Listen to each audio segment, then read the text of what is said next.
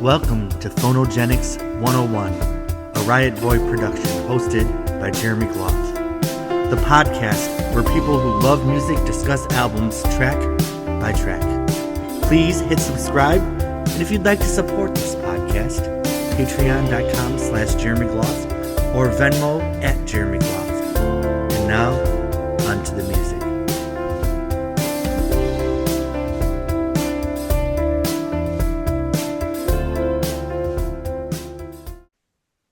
Hello, everybody. Welcome to Phonogenics 101. I'm your host, Jeremy Gloff from Tampa, Florida. And on this podcast, it's a bunch of friends meeting to discuss albums that we love from artists that we love track by track. We have Richard and Tadia here, the Emmylou Harris panel, and we are working through Emmylou Harris's discography, album by album and song by song. Thank you to my Patreon subscribers. And if you're watching this podcast, I just ask that you hit the subscribe button on YouTube because I'm trying to hit 1,000. When I started this ask, I was 150 to go, and I only need 45 more people. So that I can be a YouTube partner.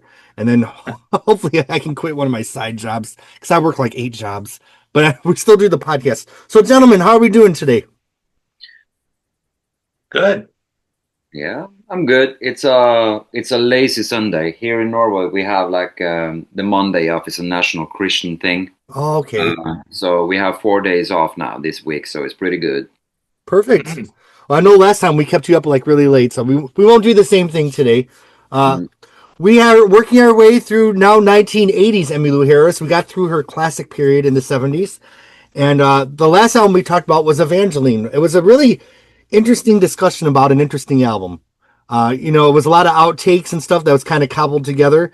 And this album is has the similar background. Today we're talking about Cimarron from November 1981. In 81, Emmylou did 2 albums because Evangeline came out in January. I have the vinyl, which is from the box set here, the Record Store Day release. So, and then of course, Tadia was talking Mine's about from 1981. Oh yeah, the original. Yeah.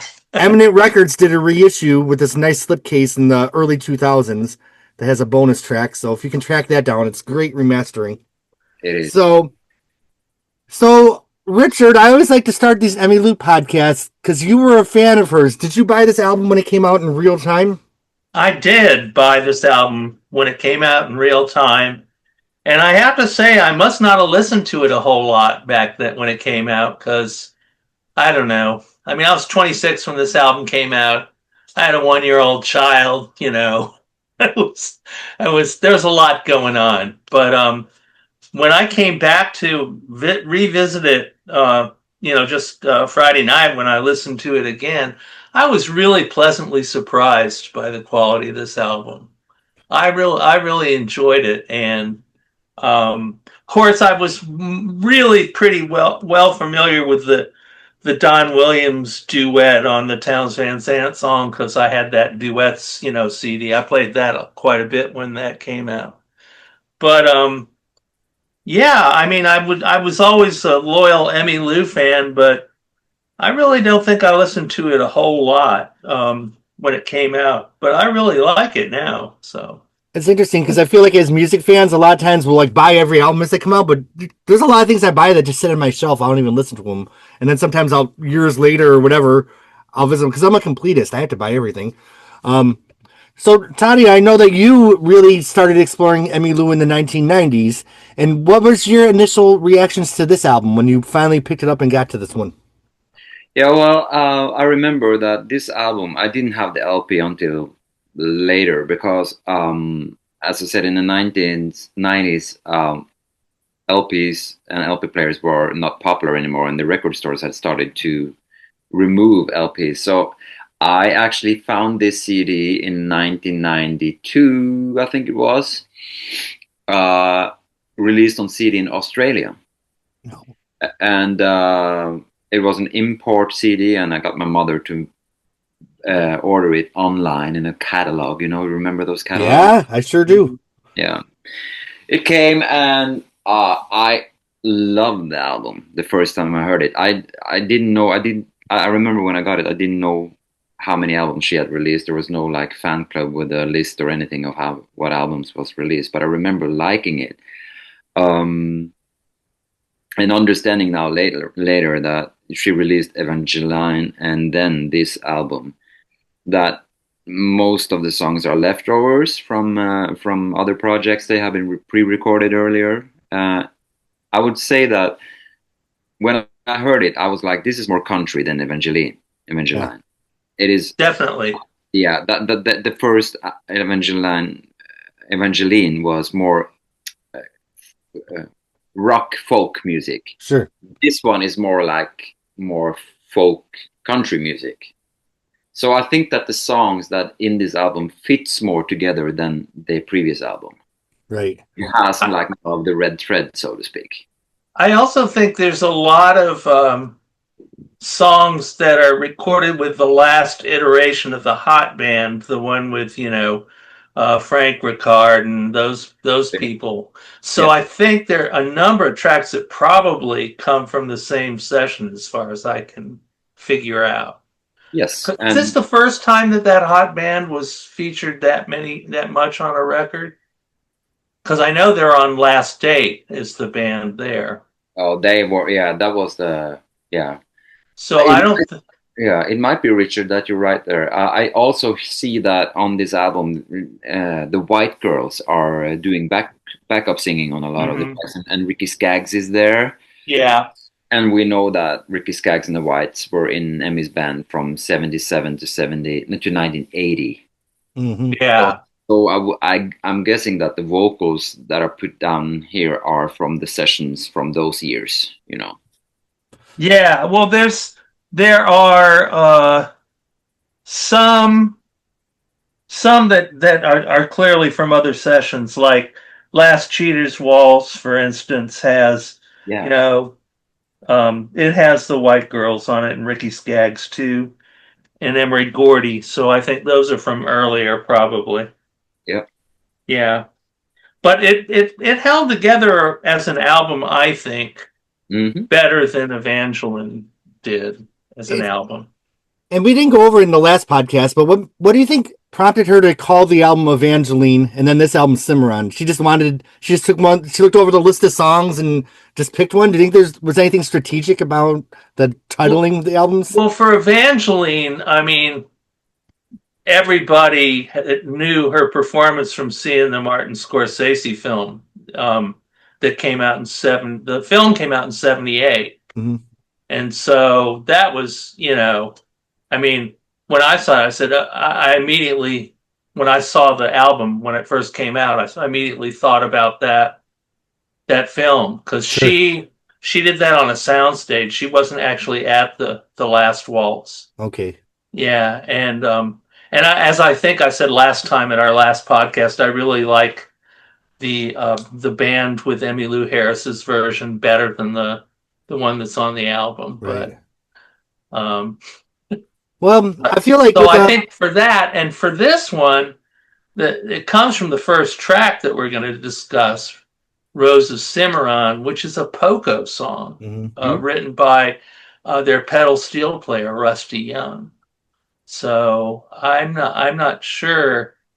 I mean, I'm trying to remember the original. I know I have the LP somewhere back there, but well, when Emmy picks song titles for her albums, sometimes it's from a song, it's a lyric from a song, or it is a place. Like Pieces of the Sky is a line from from a song, and Elite Hotel is just because she sat at the porch of Elite Hotel. And then you have Luxury Line, which is a song, right? And then you have Quarter Moon, which is a line from a song, and so.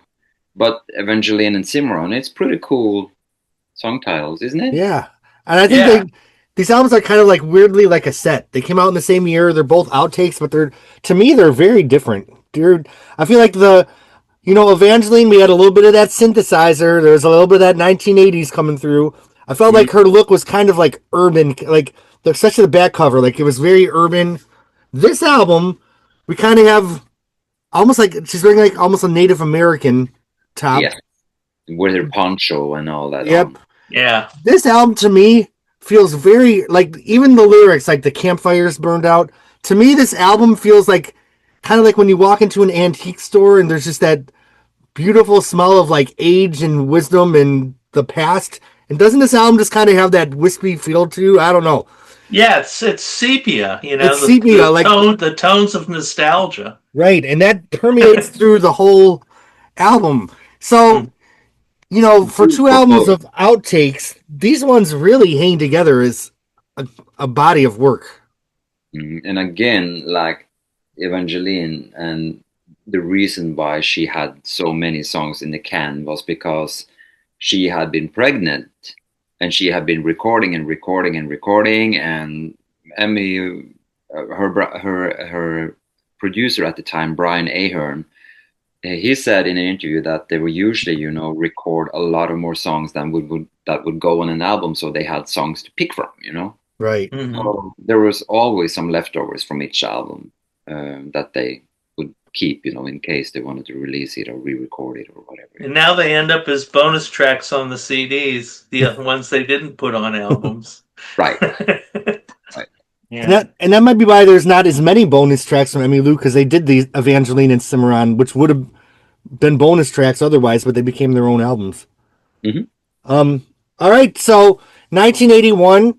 It's interesting that they moved on pretty quickly from the Evangeline promotional campaign. I mean, Mr. Sandman was a hit, but then another album out in November of the same year, only 10 months later.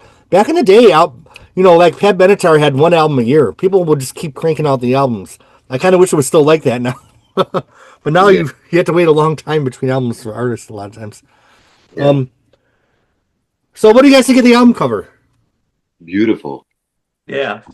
Beautiful. And she, as you said, Jerma, it looks like she looks like a native Indian American or a Mexican or whatever it is, which is kind of a feeling I get of the album as well. I think Emmylou Harris is a lucky woman because she has everything. I mean, like, she is a natural beauty. And even though she never thinks about herself like that, but putting her on an album cover is never wrong. Right. She's cool.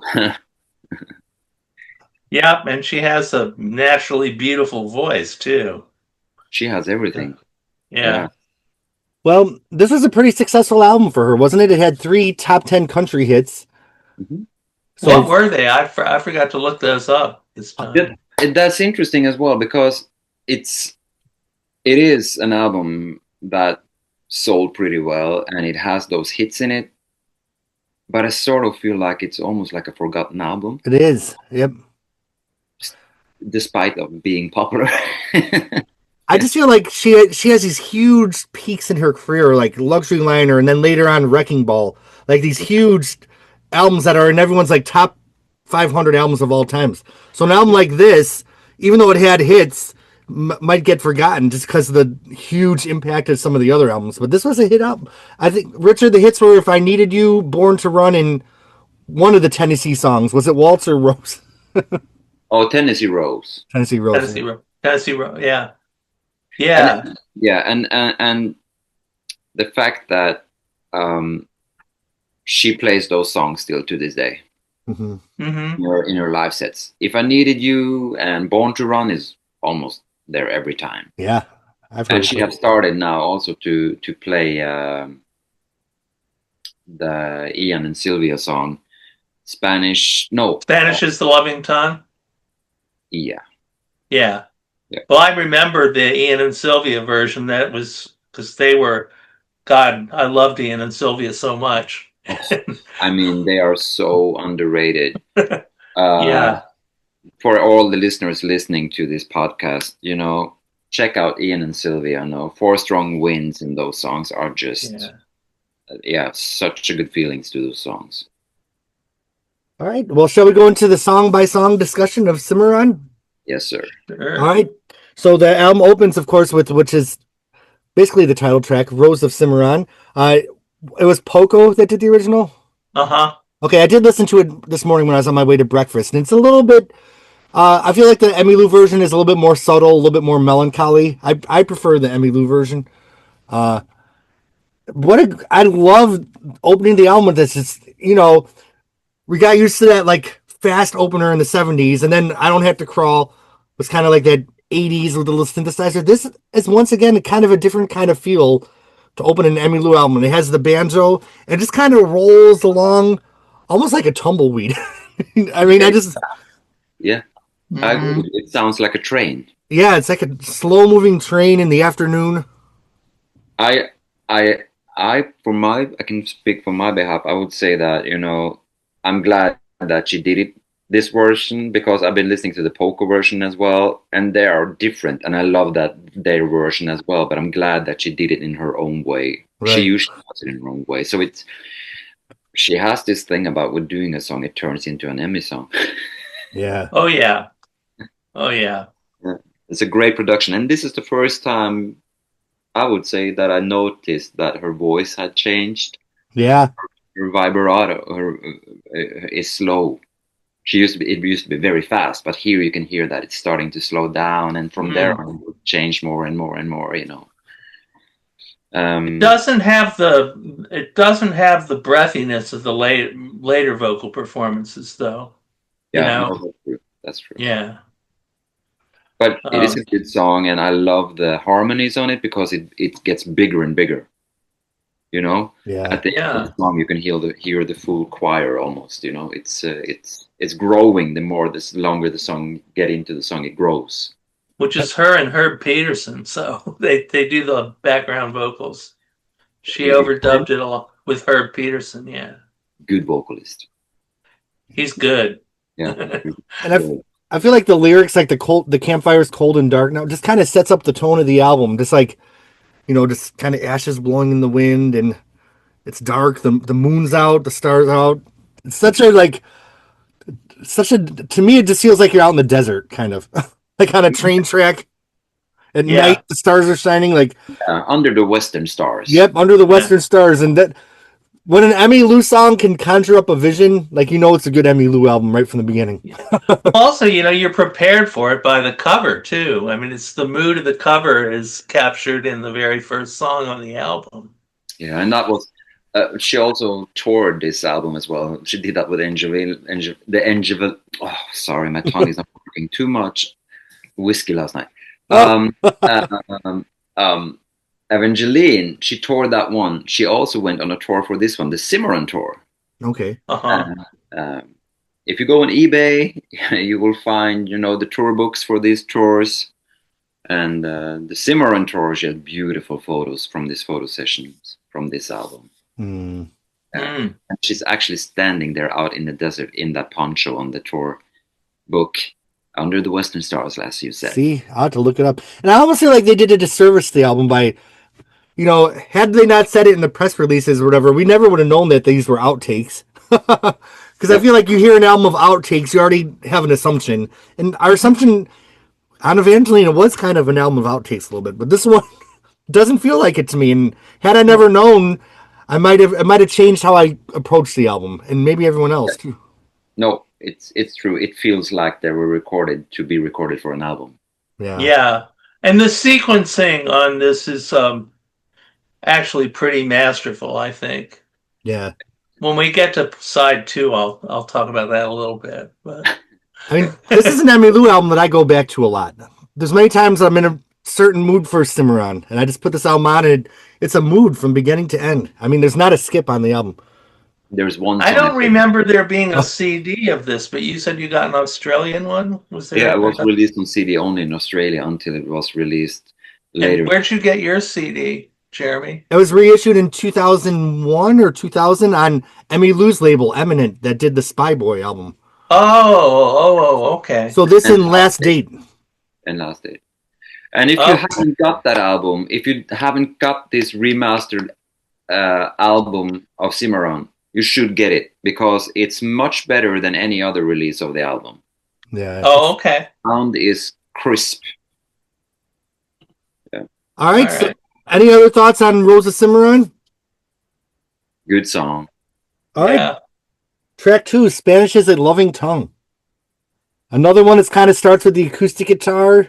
It's very earthy. Great harmonies.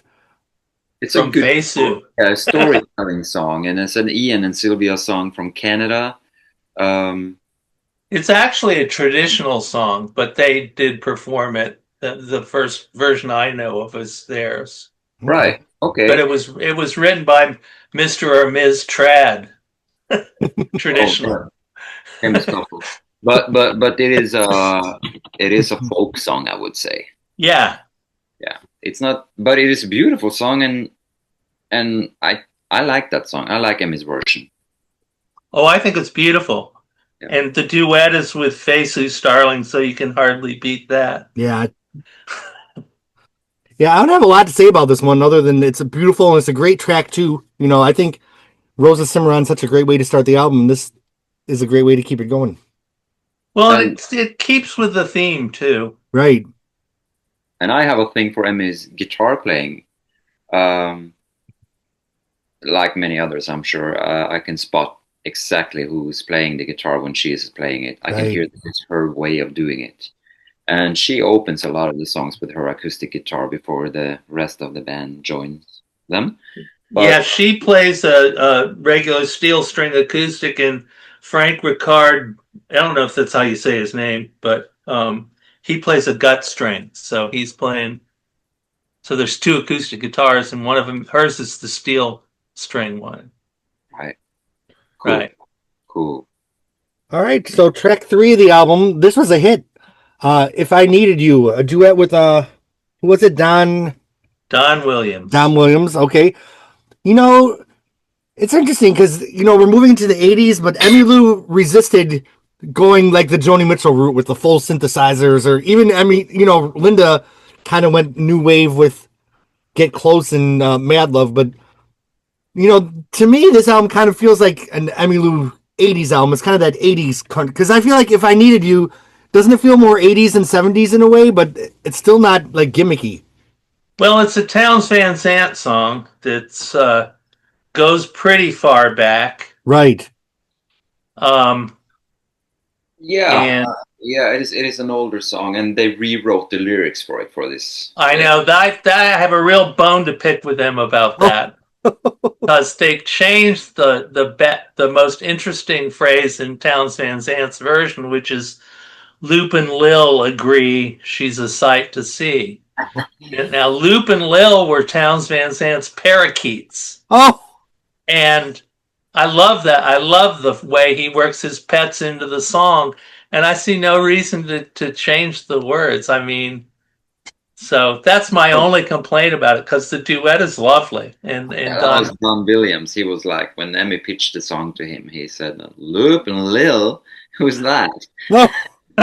And so they rewrote that line to make it like them, like man and woman singing it to each other, you know. Instead. Yeah, but I wouldn't have caved to that suggestion from Don. Don Williams was really popular in the 80s. And I remember hearing a radio show of Emmylou and Ricky Skaggs playing acoustic show where Emmy sang this song as a solo without any duet on it, and she said that she hoped to get recording it one day. She did. That was 79, and this song might be one of the songs that she actually recorded for this album. Right. You know, and not a pre-recorded thing, but yeah, it's got. Well, I think I don't know. It's got Mickey Raphael on it and Buddy Speicher on fiddle. So there are a lot of high-powered session musicians on it. Yes. So it must have been some kind of special session she did with Don Williams. Right. Yeah. He was hot then. You know, he started out being a member of the Pozo Seco Singers, back in the 60s. How can you not love Don Williams? Oh yeah, he's good. They sound great together on this song. I mean, it's a beautiful duet. Yeah, it's a beautiful duet. And Emmy, she was a big Don Williams fan. And she was also a big Townes Van Zandt fan, you know. She had played with she probably listened to Don Williams' first folk group back in the 60s too, so that could have been. I'm not that familiar with that, but his hits was played a lot in my parents' house, you know. Some Broken Hearts Never Mend, and, you know, songs like that. I also feel like by the 80s, like duets by like 81 had gotten so saccharine and like overblown, and I love that Emmylou kept this very subtle, and like, you know, it doesn't get too big. It just kind of stays, Yeah. on track, and I just think it's perfect. Yeah, it's not Islands in the Stream. Right, and what was that one with Kim Carnes and Kenny Rogers? Like Oh everyone yeah, had those duets that were just huge. overblown. I Uh, think of that, yeah. But they both Kim Carnes has a rough voice like Kenny Rogers, so they go pretty well together. Yeah, and I'm a big Kim Carnes fan. I do love Kim. what I do like about this song, this duet, is that Emmylou is a soprano, or at least she comes that way. Right, And he has this dark, right. heavy bass voice, and they fit perfectly together. I don't think I actually seen them perform this song together as a duet. Never, ever. Um, but Don Williams is such a good voice, and you could easily hear him on the radio and figure out who it is straight away. Oh yeah. Yeah. Oh yeah. I listen a lot to Willie's Roadhouse on Sirius XM, so they play a lot of it's all classic country. Yes, They good play a music. lot of Don Williams on there from time to time. The country music that is actually country music. Yes, exactly. Well, I remember asking Emmy about if she listens to country music these days, and she says no. And someone said, she can sing the phone book, and then Emmy, she said, well, the country music on radio today sounds like the phone book. Hmm. And it's kind of true, it's everything sounds the same to my ears. Yeah. All trucks and beer and girls and stuff, Yeah, All the hats, we call them. yeah, The guys who wear the hats. bachelorette. Well, it makes sense to me that a couple songs were recorded specifically for this album, and I think that really helped with the cohesiveness and kind of the glue that held it together. Do you guys know, was there anything that was recorded specifically for Evangeline that held that album together, or were those all kind of misfit toys? I don't know. I feel like that album might have benefited from something. Bad Moon Rising, I think I was recorded. Ah, Yeah, I think it was because it's different. And Okay. it sounds more fresh than the others. well, this all sounds, it all sounds pretty country, especially side one when, you're working up to one of my favorite songs at the end, but of side one. All right. Well, I'll keep the train going. Another Lonesome Morning. A beautiful vocal from Emmylou would start. Is that Emmylou on the guitar there? Just Emmylou in her voice playing at the beginning? She's Yep. playing guitar, That's her playing the guitar, no doubt. Yep, I definitely Yeah. can hear that. and it's got James Burton and Hank DeVito and Glenn D. Harden. So this is probably Emery Gordy. So it's probably maybe a little bit earlier than the most of the songs recorded for the 70s. album. Yeah. It also has Fei Sue on harmony. This is So one that definitely builds. It has a little bit of that string section in there, but it's not like overblown like it could be at times for other artists. What do you guys think of this one? I like it, and the Whites are doing the harmonies here, aren't they, Richard? No, Fei Sue Starling. Okay, but she sings about Buck White in it. Bob White. Hell Bob yeah. White is a bird. No.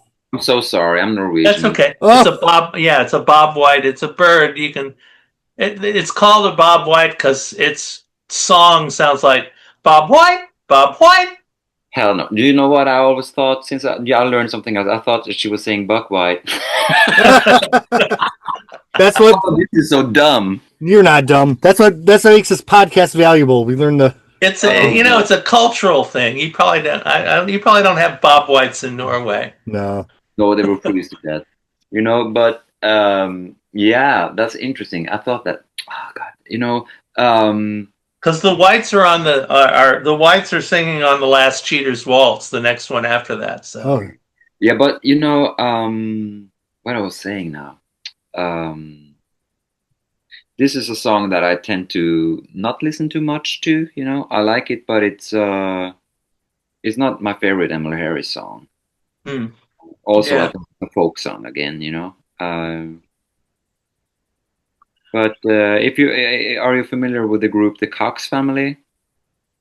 no, are they? No. They used to sing with Alison Krauss. okay. Oh, okay. 2 sisters and the father and a son. There are 4 of them. Uh-huh. doing these family harmonies. They had a beautiful version of this song and released in the 90s. Okay. Oh, I'll check it out. if you like Alison Krauss, you will love the Cox family. Cox? Yeah, I like Alison Krauss. Yeah. Yeah. This song came out I'm not familiar with the songwriters. Clinton Kodak, Codack, and Wendy Special. But the song is from 1973.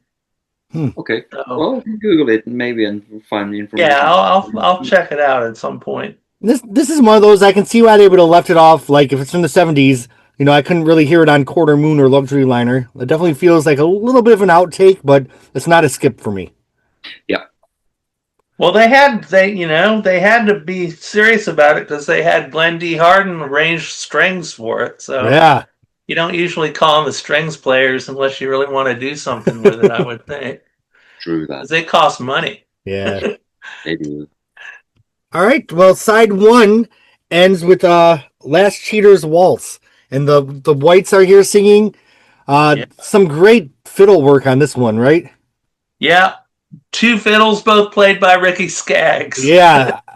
This is a Sounds like an orchestra. yeah. Yeah. And it kind of the story kind of the song kind of like makes me think of them dancing in a small ballroom, you know. I love this song. I really love this song. Beautiful song. And it's a long song, and I like the old banjo playing on it. Yep. In the end of the song, like when they had the way that it fades out. I mean, and also the section where they have like the fiddles, the violins, Yeah. fiddle, whatever you call it, playing. It's beautiful and kind of. I remember when listening to this song the first time, even though I hadn't heard the song before, it sounded so familiar. The fiddle part. Mm-hmm. Like it's something I have heard this before, but where did I hear it? You know, Right. I don't know, but it kind of felt like I knew it some kind of way. I don't know how to explain that. Well, I mean, it's got one of the great themes of country music and adultery. Yeah. It's I love this song. The guy I learned this song. I did this song as one of my daily songs a ways back, and I went and listened to Sonny Throckmorton, the guy who wrote the song, to his version. And I have to say I prefer Emmylou's, but I just feel like you're driving through like this rural small town with like an old Grange hall, and you just look through the window and you just see people dancing on the inside with like the moon reflecting off the windows. Like it's just this album's so moody to me in like a beautiful way. It's so like old fashioned. yeah, lonely and sad. Lonely and sad. Nothing more old fashioned than loneliness and sadness. A song that should have been a hit. Yeah. Yeah. Could have been the fourth single. Yep, it is a great country waltz. It is. Emmylou is a sucker for country waltzes. She loves them, and she does them about better than about anybody. Yeah. She loves waltzes. She always she says that a lot. You know, it's never a good show without you throw a waltz in it. You know. Yeah. Waltz. All right. Well, we'll flip over the album, and when I bought this album and heard the track list, I'm like, oh, Born to Run. She's covering Bruce Springsteen. Of course, we know she is, but not with that song.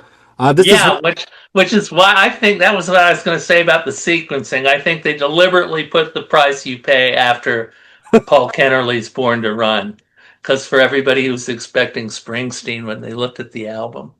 Because I remember when I got it, that's exactly what I thought too. I thought it was going to be Bruce.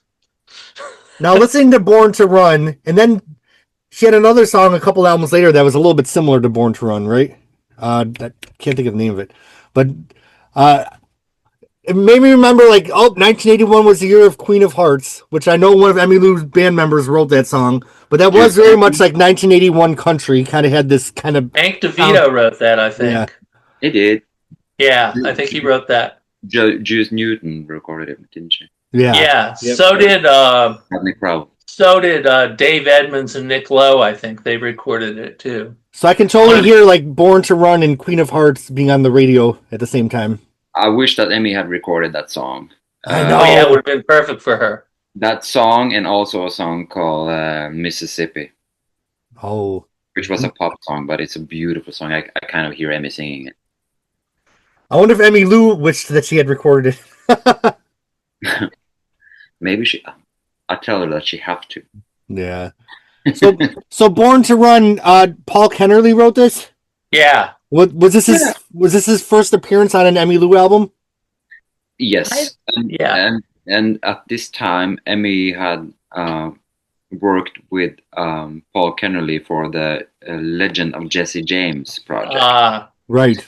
And he was the producer, Paul Kennerly. He was a great songwriter already by then, and a producer. And Legend of Jesse James, Emmy recorded 2 songs. It's about the Jesse James story, the outlaw. It's an American story. Right. She recorded 2 songs for that project as it's like a what do you call it? It's concept album. Right. I think I have it on CD. Yeah, it's a story, and she was his wife in that album, but Jesse's wife. Yeah, yes, and it's she because later she was Paul Kennerly's wife. Yeah, so Paul Kennerly would play a big part in the Emmylou Harris story, so it's kind of notable that this is his first appearance in her discography. I feel like the song was probably recorded for this album, right? It probably wasn't an outtake from something else. Probably. It's got Steve Fischel and Barry Tashin and that crew. They worked and the bassist who replaced Emery Gordy in the hot band. So they used a whole day and a whole night to record this song. Okay. They did? Yeah, Steve Fischel, he said that I think it's in the liner notes maybe in this that he remembered driving home early in the early morning after being recording this song and working with Emmylou for the first time, and he played like this Hawaiian dobro on it. Oh yeah, and that one hangs in her music room today. Oh really? It's like a Weisenborn type thing. Yeah, it's made out of wood, all of it is wood, and I think it's the same dobro if I'm not mistaken. Emmy, if you hear this, don't blame me if I'm saying wrong, but I think that's the same dobro that was used on the Trio project. Oh. Yeah. Man, I covet one of those. I may get one of those one of these days. Those are beautiful. Those beautiful. They have a sound that's very distinct from regular dobro, which I do have and play. Yeah, I want to meet you one day and hear you play dobro for me. Yes, we all need to meet sometime. We'll all meet in Georgia. I love to because dobro is not exactly a solo instrument, so you gotta play with other people to play it. I'll bring my acoustic. I had a little band here in Statesboro for a number of years until one of the guys moved away, and I played a lot. It was like guitar, banjo, mandolin, fiddle, dobro type thing. We played in public a lot, but I would love to meet up and play. I play also several different instruments and sing. Yeah. I'm recording right now, actually. So yeah, you did that. You did a great job with that Hayes Carl song, I have to say. Oh, you liked it? Oh yeah. Well, thank you. But not about me. Recording this weekend, I'm really going to do some honky tonk music. All right. Oh yeah. Make the cowboy hats fly out of the fucking room. But this song. So Born to Run. What do you guys think of this one? It's very fresh. I feel like it's fresh, kind of on this album. And it's fun song, and it fits her. It's been played in the hot band. It's been played in the National Numbers. It's been played in the Spy Boy, and she's played it now with the Redder Boys. And it's always a fun number live. I love the Spy Boy version of this. That is a different, because that version is different. Yeah, I really like that version. She really rocks it. Well, especially since I just freshly revisited with the record that came. Right. I agree with you, Richard. That one is a fresh take on it. Yeah. I feel like this is a signature Emmylou Harris song. You know what I mean? Like if you did like a list of her signature songs, I feel like this is one of them. I just feel like it's such a great song. It's something that I go back to a lot and listen to. I love It's the not. opening with the acoustic guitars there. There are, I Yeah. think there are like 2 or 3 acoustic guitars. She plays that acoustic guitar so well. She does it live as well. She know the way she changed her chords in it. It is very interesting. And Yeah. it's simple, but it's interesting at the same time. And I love how the song modulates. Is that what you're saying, guys? Mhm. Hmm. When it shifts and it goes up and it kind of like Yeah, there's a it, key change in it. you hear, yeah, Yeah. and you hear clapping in behind and stuff, and her voice is a little bit more crispy. And I think that this song deserved to be a hit because it's really a cool song. Yeah. Yeah. Yeah, It's kind of a theme song, you almost think. This is Emmylou's theme song in a way, even though Paul Kennerly wrote it. Yeah. absolutely. And when saying that, Paul Kenley, and I said that they had recorded this Legend of Jesse James concept album with Johnny Cash, Charles Daniels, Emmylou, Albert Lee, and Waylon Jennings, I think it was, Rose and Cash. Well, many big names on that album. This song was on that album, but different lyrics. Oh, okay. Johnny Cash sang it for that album, so they rewrote the lyrics to fit Huh. to not be a story about Jesse James. Yeah, You they knew know? it was too good to pass on. Yeah, but Emmylou, she always knows a good song. You can't really find bad songs on an Emmylou album. Right. You might not like it, it might not be your favorite, but it sure is a damn good song, you know? Yeah. Uh-huh. Yeah. Unless it's Mr. Sandman. Oh, all Yeah. right. Well, moving on, we have a song that is actually by Bruce Springsteen. Was this the year that when did Nebraska come out? Was that a year later? Nebraska came out in, I think, 1980 or 81, but this was on the river, this song. Okay, The Price You Pay. On Yeah, it was on the river. this started kind of a was this the first time Emmylou had done a Bruce song? So far as I know. Right, because then she started, we'd hear Bruce here and there in her discography. Yeah. Yeah, I think this is the first at least song that she recorded, yeah, by Bruce. And I know that for a fact that Emmylou Harris is a big Bruce Springsteen fan, and he is a big Emmylou Harris fan as well. Right. Me too. I'm a big fan of the boss, that's for sure. I really like his politics too. Oh, Nebraska came out in '82. I just looked it up. So this was a year before Nebraska. Well, Yeah. what I can say about Bruce Springsteen that I have been to a couple of his concerts. I'm not a big Bruce Springsteen fan, but I'm a big fan of his songs. Yep. Mm-hmm. Great I think songwriter. he's a great songwriter, and of course he's a great performer. All of that. It's just that it's not my thing. But when you hear others doing his songs, there's no doubt that he's a brilliant songwriter and good with politics as well. But he is brilliant. And The Price You Pay, for me personally, I don't think that this song is a favorite of mine, of his or hers. Yeah, I like the song she did on the next album more from Bruce.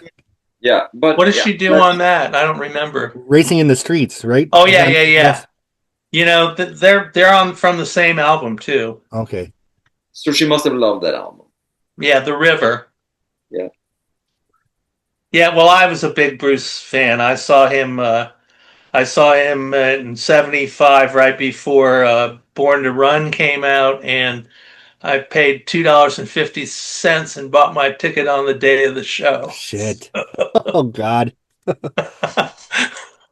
Well, Toddy, I agree with you. This isn't one of my favorite songs by either artist. I don't get up to skip it, but it's also not something I'd ever like. I'll pull out this album to listen to Born to Run or to Rosa Cimarron, but I never pull out this album to listen to The Price You Pay. She seems a little bit detached from the song and her performance, I think. A little bit. I mean, I get the feeling that she's not really feeling it all that much. But I could be wrong. They did a couple of years ago, it was actually aired last year, Bruce Springsteen tribute show to Nebraska. Yeah, I saw that. It was on PBS or something. Mm-hmm. And Emmy, she played 2 songs. I think she played Nebraska and she played this one. Okay. The first time she ever have done it live, as far as I know, or at least it's the first time she has done it live in the recent years. Mm-hmm. And it was nice to hear her do that version because it was slightly different from the album version, and I kind of like I. It was like a for me. It was like, oh, I suddenly like it. You know, I this is remember seeing that show too. I remember feeling pretty much the same about it. yeah. So it's a song she likes, but she hasn't performed it live as far as I know. Um, and well, she did after the show. She played it live a couple of times, but it's a song that she had to redo because of not remembering the lyrics.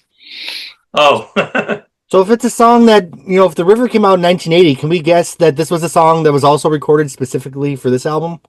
We'll say oh so. yeah, Yeah. I think so. It's got the late iteration of the hot band, Fischl and Reckard and Mike Bowden on bass and Barry Tashin. And I feel like having even a couple of those new songs really benefited the album so much in so many ways. Yeah, and Emmy always says that when she does a Springsteen song live, she says that, this is a song by the great country songwriter, Bruce Springsteen. Yeah.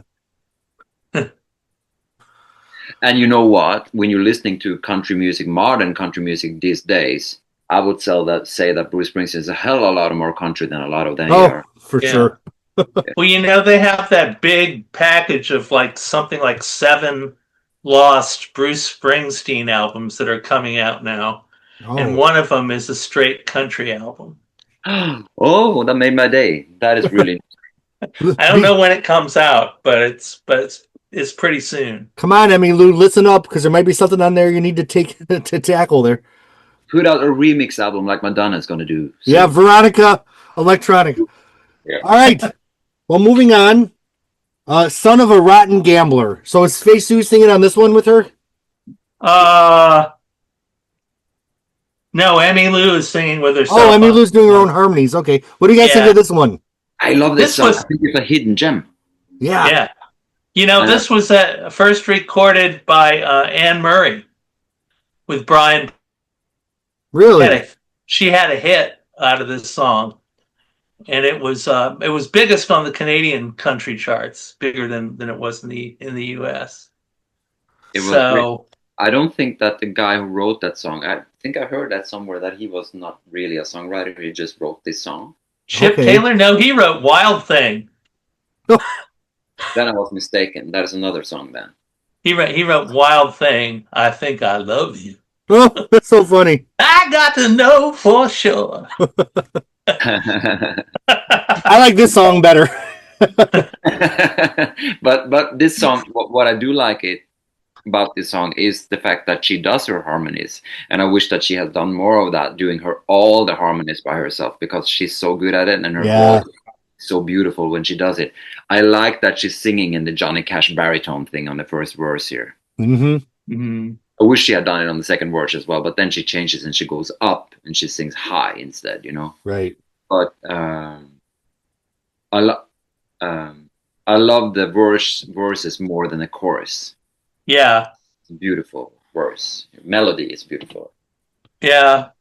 I remember when I was listening to this Friday night, I said, I'm going to learn this song. This is a cool song. So what sessions are we guessing this one's from? Because I feel like, this is the same. Almost all these songs on this side have the late iteration of the hot band, with the possible exception of Tennessee Waltz. Okay.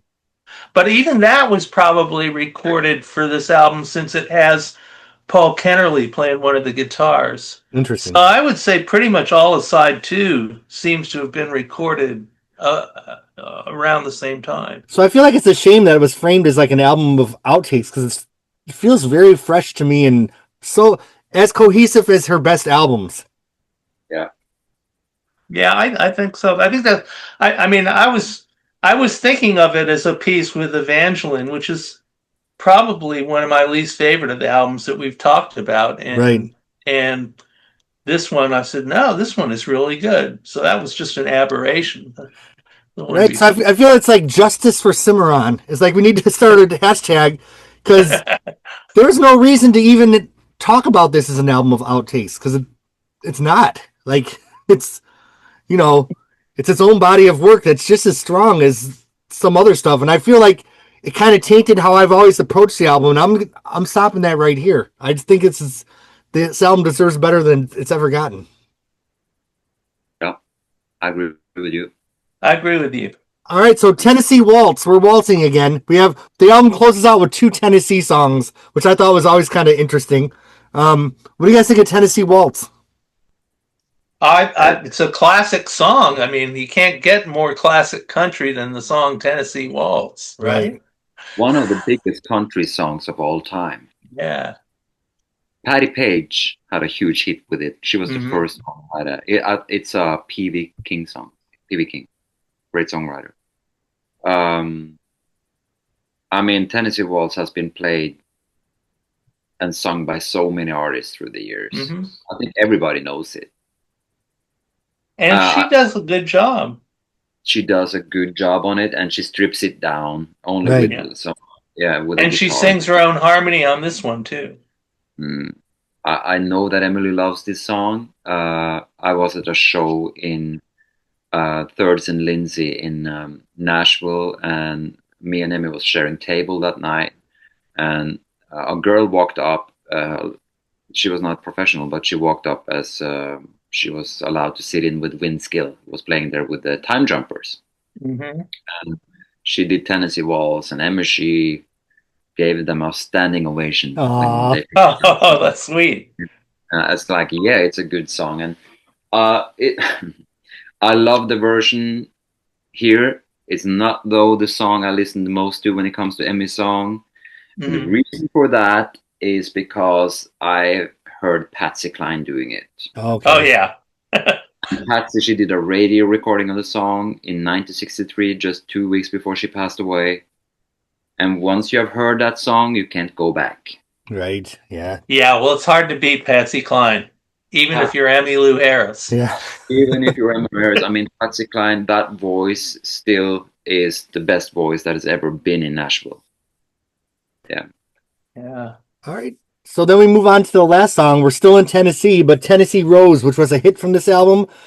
It's such an interesting way to end the album. It almost feels kind of like the way Tulsa Queen ended Luxury Liner. It's just kind of a song that's just kind of steady, moves along. And it's a fucking brilliant song. Such a good song, right? Such a good country song. Yeah. So Taria, you said you knew a lot of stuff about Karen Brooks, who co-wrote this song with Hank DeVito. Look, Karen is my girlfriend, and every time I'm down in Nashville, I hang out with Karen Brooks and Carlene Carter, and Karen Brooks is a sweetheart. She's a Grammy Award winner, singer-songwriter. She has released her own brilliant albums, also produced by Brian Ahern using the Hot Band, and Emmy backing her on her first 2 debut. Check out Karen Brooks, such an underrated artist, brilliant vocalist and singer. You hear me, Karen?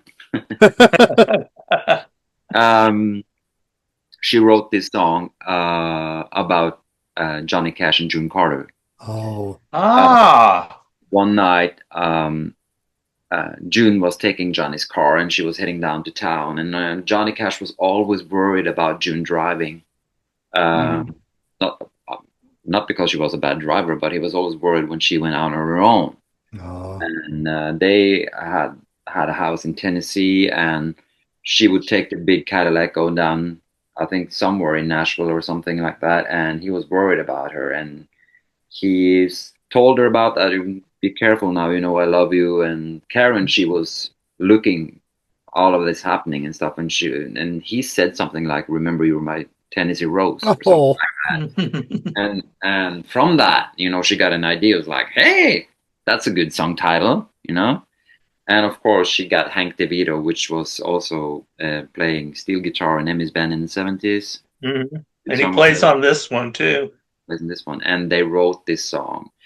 Could not fit any better than to Emmy's voice. No. And it sounds as fresh as it was recorded yesterday. Yeah. Yeah.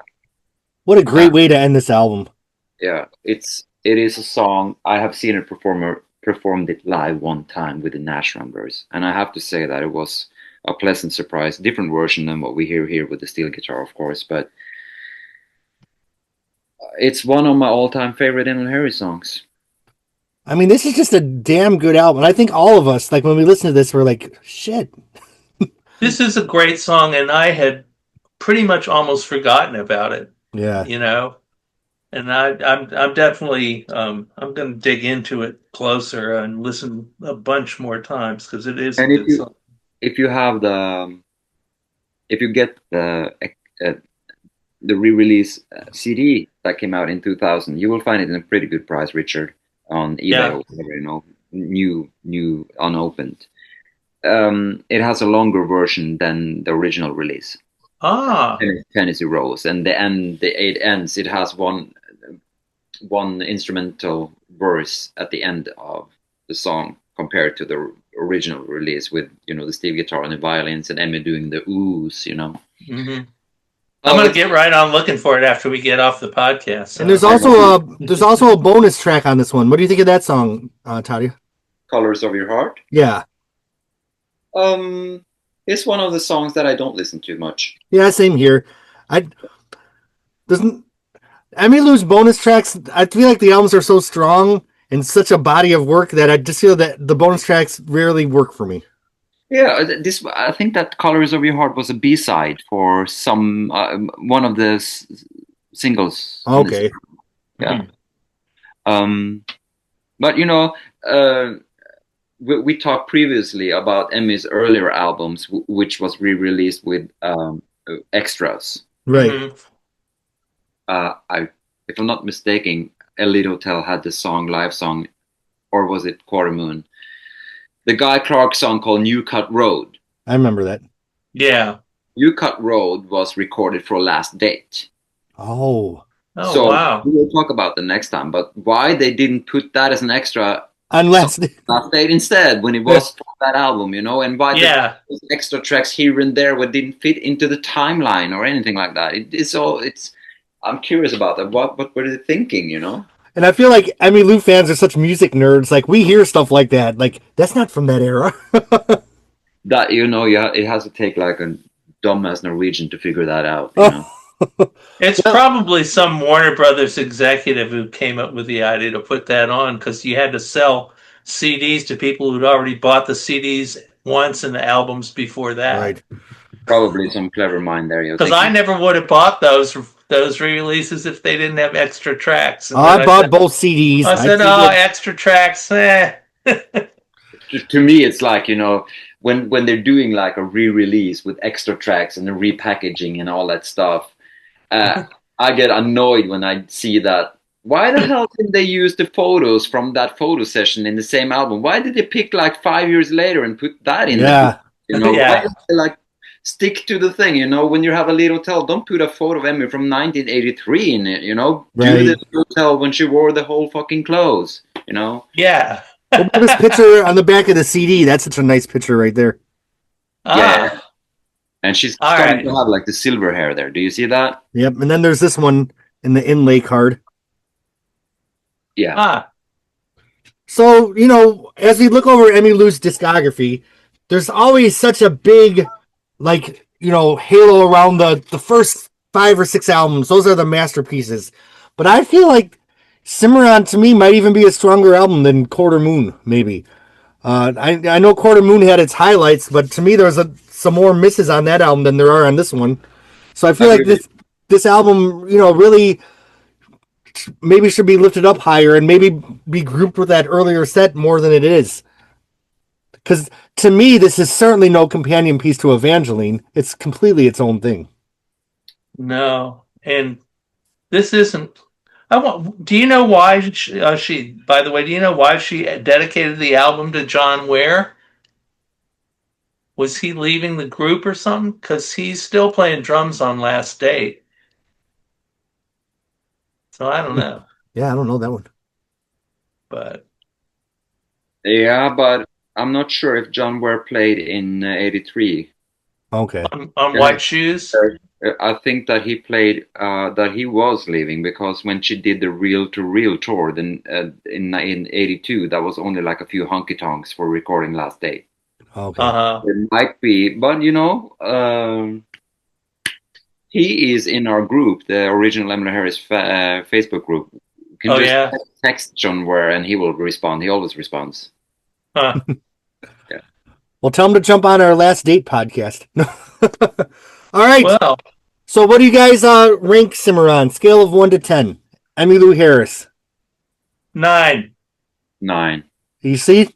I'm going to have to give it a 9 too. I think it's much... Because no one ever says it's a bad album. And I think people think of it as a good album, but it's a great album. It's almost as good as that first run of masterpieces, I feel like. It is an album, like I said in the beginning, it's not the album I listen most to, but every time I pick it out, it's a pleasant surprise. Right. Yeah.